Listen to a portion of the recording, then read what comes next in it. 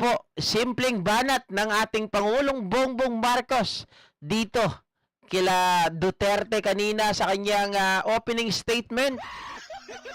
Diba? Pakinggan natin mga kababayan. Dahil nagulat talaga ako, etong si Pangulong Bongbong Marcos, palingalinga at tinitingnan kung buo pa yung kanyang senatorial lineup.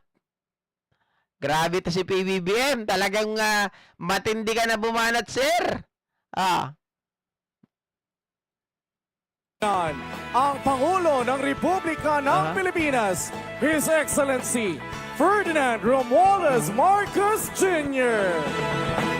Alyansa ng pagkakaisa, alyansa para sa pagunlad, alyansa ng bagong Tama si Andrew E.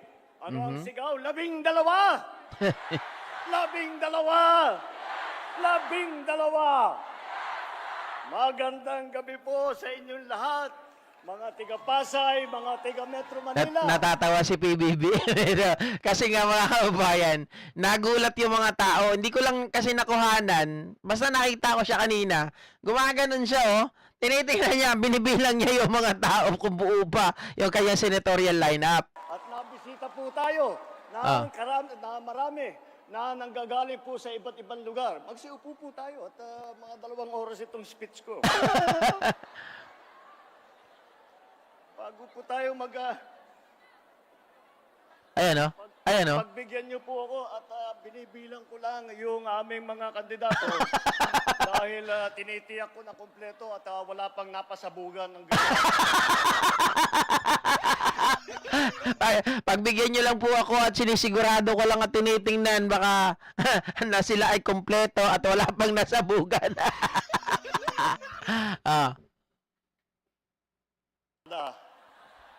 Macaroons.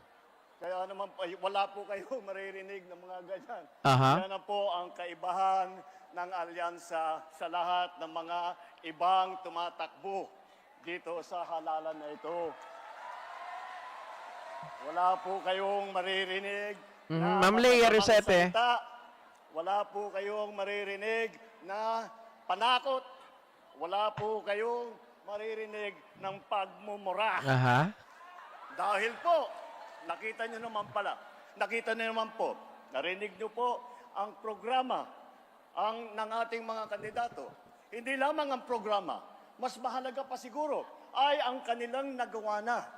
At kung titignan nyo po ang record po nila, ang lagi lang kanilang iniisip ang kapayapaan at ang kaunlaran para sa bawat Pilipino, para sa buong Pilipinas.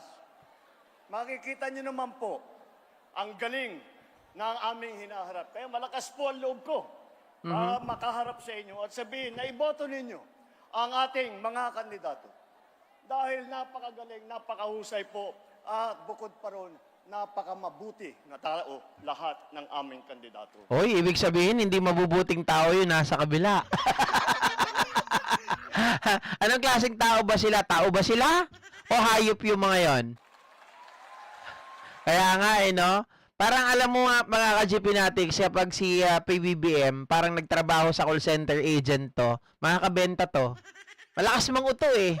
Di ba? Ang lakas mang sales talk, mga kababayan. Ganyan kasi, alam mo, di ba, pag ikaw ay salesman, kailangan mahalin mo yung produkto mo at maniwala ka sa produkto mo. Ikaw ay magiging magaling na salesman. Parang sa call center din. Kung gusto mo magaling makapagbenta ka, marami kang incentives, kailangan maniwala ka sa produkto na ibinebenta mo. Dahil kung hindi, mga kababayan, kahit isa, hindi ka po makakapag-convince ng customer mo. Yan din yung edge ko nun eh. Diyan ko din tinatalo. Alam mo, magaling si JDB ha. In fairness sa kanya, sobrang galing yan sa com skills. Mas magaling sa akin na dihamak yan, malayo, milya-milya. Pero pagdating sa sales, mga kababayan, ako naman, nag-i-ace ako palagi. Kasama ako sa top 10 all-star. Diba? Ng Pilipinas at ng Canada noon. Kaya ganyan ako manguto kay Pangulong Bongbong Marcos. Pero hindi ko sinasabi na nanguuto lang siya. Pero para kasi siyang isang salesman na kung saan binibenta niya po ang karakteristik ang kakayahan ng kanyang lineup, 'di ba? Oh. Kung iisa-isahin po natin, Mhm. alam naman natin, napakagaling lahat. Narinig nyo na yung Oy, kanilang sa nagtatanong sa akin dyan, sa pamahalaan. Teka lang, sa ang product po namin nung una-una nasa call center ako, ang binibenta talaga namin, totoo yun. Ang binibenta namin nun, mga ka-GP Natics, Extreme Surge. Pampahaba, pang long time erection, at pang lubido. 'Di ba? Sige nga. Pati putol ng etits, nabebentahan ko pa nun. serbisyo publiko. At pag pinagsama-sama natin, lahat po na ito, ng napakagaling, ay nako, talaga naman, nakakagulat at nakakatuwa na makita na meron tayong mga nagsiservisyo sa publiko na ganito ang pagmamahal sa taong bayan. Ganito ang pag-aalala sa taong bayan. Ganito ang pagbibigay ng tulong sa bawat Pilipino. Hindi vibrator. Ano siya, parang Viagra. Di ba? Yun, parang Cialis. Yun. Tignan po natin ang ating grupo dito. Baka hindi po nyo nabibilang. Sabihan ko sa inyo, 8 po sa kanila ay naging senador na.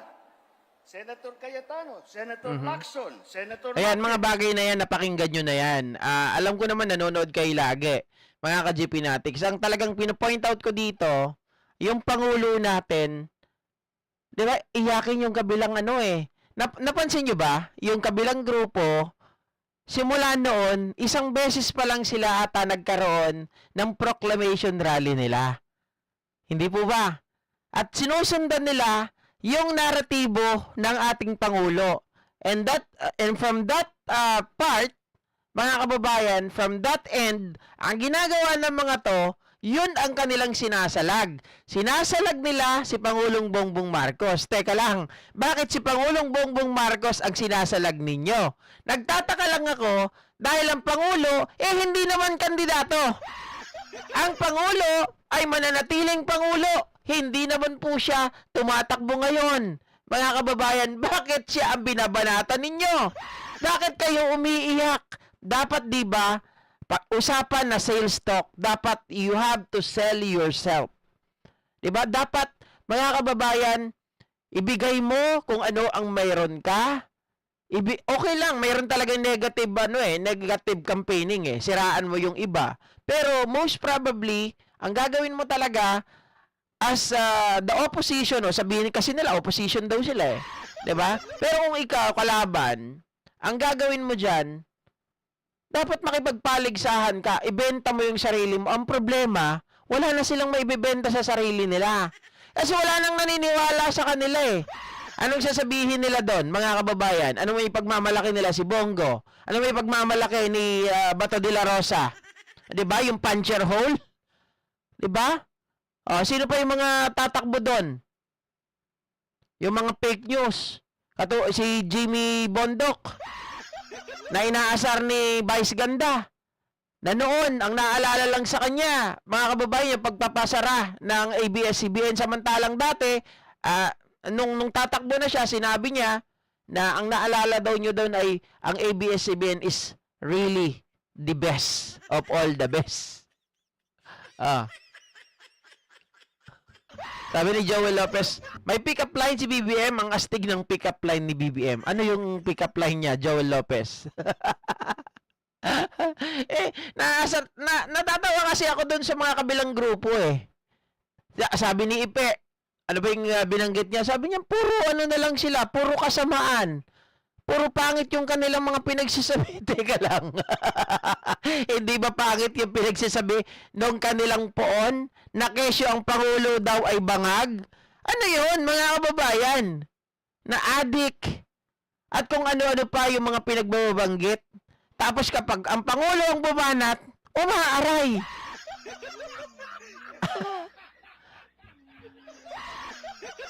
Hindi sa madaling sabi, madali pa lang asarin itong mga to. may iksi lang ang mga PC, mga onion skin, hindi karapat dapat na talagang ito ay magsilbi or dapat iupo natin. Hindi, 'di ba? Tama lang yung mga sinasabi ni Pangulo eh. Kung dyan lang, tinatablan na sila mga ka-GP Natics, dapat hindi po sila bagay maging public servant. 'Di ba? Hindi sila bagay maging public official. Dahil sabihan mo lang, tapunan mo lang ng putik, umaaray na. Oh, para nang akala mo tinapunan mo na ng mainit na tubig.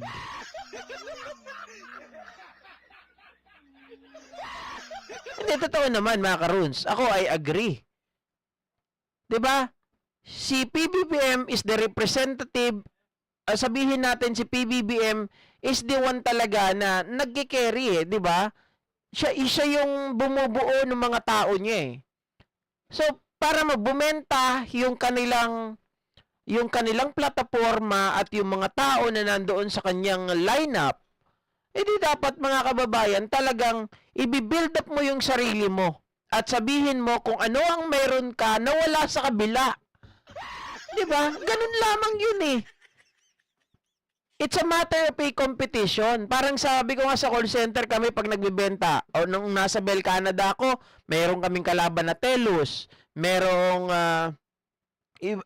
iba-ibang mga company na pwedeng mag-provide ng home phone, ng internet, ng television.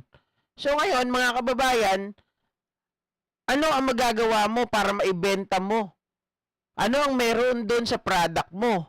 Di ba dapat ganon? Oh.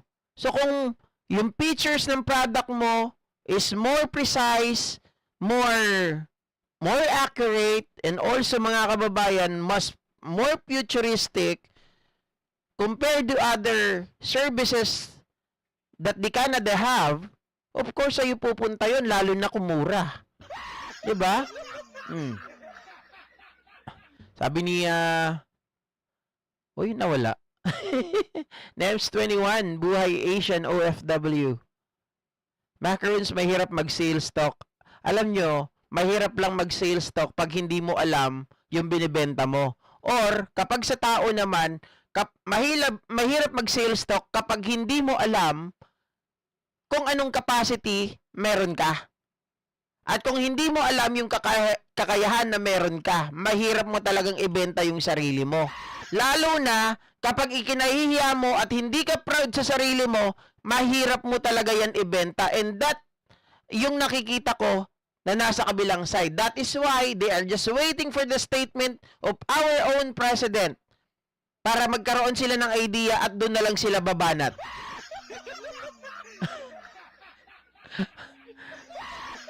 Sabi ni Luz Otanes Cristobal, may charm ka kasi GP.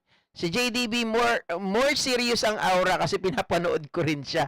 Ay nako, mali po kayo dyan, Ma'am Luz Otanes Cristobal. JDB, pag nakita nyo siya ng personal, nakasama nyo siya, mas makulit yan si JDB. De, halos parehas lang kami. Makikita nyo lang ako dito na sabihin natin, mas may charm daw ako, Brad, no? Hindi, parehas lang kami yan, mga kababayan. Medyo magkaiba lang kami ng konti ng aura. Di ba? Ano? Magaling? Macaroons, galing mo talaga, idol. Sakto ka. Alin yon, Macaroons? Magaling ka rin sa bentahan, Sir GP. Siyempre, magiging top 10 ba naman ako, mga kababayan? Pilipinas, tapos Canada. Di ba? Ano yon? 5 times, tama, 5 times consecutive. Yung pang-anim, nakasama ako pero hindi po nabigay yung award namin kasi natanggal na yung account namin. Kinuha na po dahil nagtayo sila ng sarili nilang outsourcing. Yan. Willie Ruado, paano maging addict si BBM? Isa lang kidney niya, bawal alak at anuman droga at limitado pa sa pagkain. Sino ngayon ang addict at bangag? Di ba si fentanyl? Tama. Di ba? Mabilis ako makalimot, Macaroons, pag hindi mo kinumpleto yung statement mo, nakakalimutan ko yan ba sinabi ko kanina. Ayon tungkol sa pagbebenta. Pag sa tao, di ba, tama naman yun, naalala ko na, pag sa tao, mahirapan ka kasi na i-sales yung sarili mo if you really don't know who you are or kung ano yung meron ka talaga at kung wala kang tiwala sa sarili mo. Pag alam mo sa sarili mo, mga kababayan, yung self-esteem mo at alam mo na wala ka nagagawa talaga, paano mo ibibenta yon? Di ba? Mahirapan ka talaga. So, kailangan mag-reflect ka muna sa sarili mo. Di ba? Alamin mo, ano ba meron ako na wala ito? Di ba? O ako, ano ako talkative ako. Oh, sasabihin mo, uy, mas gwapo ako dito. Pero joke lang yun, walang ganun. Anyway, mga kababayan, magandang gabi po muli sa ating lahat. Hanggang dito na lamang at magkita-kita po tayo muli bukas. At syempre ako po ay nagpapasalamat dahil hindi nyo po ako iniiwan. Lagi po kayo nandyan, mga kababayan. Malapit na po. Malapit na po tayo mag 100,000 subscribers. Syempre, mga kababayan, lahat po ng yan ay utang na loob ko. Lahat sa inyo. Dahil kung wala kayo, kung walang nagtitiwala sa akin, hindi ko po maaabot ang mga bagay na meron po ako ngayon, mga ka-GP Natics. At lahat yan ay pinagpapasalamat ko po sa ating Panginoong Diyos at syempre sa inyo na laging sumusuporta, walang sawa, laging nanonood 24/7 pag kayo ay may time. At talagang ibinigay nyo rin po yung tiwala nyo sa akin, mga kababayan. Kayo po ang sabi ko nga talagang center po nito. At sabi ko kapag halimbawa meron akong mali, kayo na po ang bahala magtama dahil ayoko rin po ng fake news dahil ako may pagka alam ni Ma'am Leticia Fernando, meron din po akong pinanghahawakan sa sarili ko. May pagka-perfectionist kasi ako pag mali yung sinasabi ko, tinatanggal ko po yan. Ayoko po kasi ng napupulaan. Diba? Pero hindi po tayo perfecto. May mga bagay na talagang kapag kulang sa tulog, mabuti nga ngayon, nakakatulog na tayo ng maayos-ayos at bumalik na po yung body clock ko na pagdating ng alas 10, alas 11 ay inaantok na po ako. Hindi kagaya dati. Tawag dito, makukuha ko pa lang yung antok ko alas 5 ng umaga. Diba? Thank you once again, guys. Maraming salamat po, Ma'am Eva Hernandez, Ma'am Leticia Fernando, Ma'am Emerita Nogueras, Luz Utanes Cristobal, Ma'am Semi Celeste, Macaroons, Willie Ruado, Mona Nases, Noguchi, Jocelyn, Joel Lopez, Papa Ronnie, Nems 21, sino pa ba mga hindi ko nabate? Nora Diary, sa lahat po ng mga silent viewers natin dyan, ha? Maraming salamat po sa inyong lahat, mga ka-GP Natics. Sana po ay wag po kayong magsawa at patuloy nyo pa rin pong suportahan ang ating channel. Suportahan nyo rin po ang aking tita, diba? Tita Carclea, si Sir Boyet Antonio, Vlogs 2.0, si Makabayan Vlog, at yung iba pa po natin mga kaibigan. Maraming salamat po. Thank you.